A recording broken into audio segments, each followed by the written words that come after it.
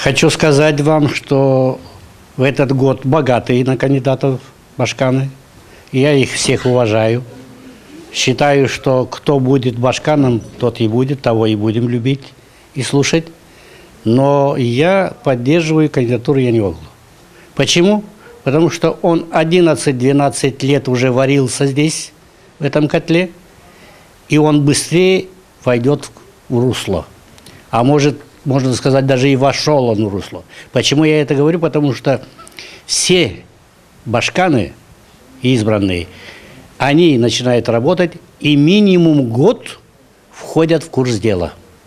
И вот, в частности, башкан Формузал, у него самые, наверное, продуктивные годы были второго созыва.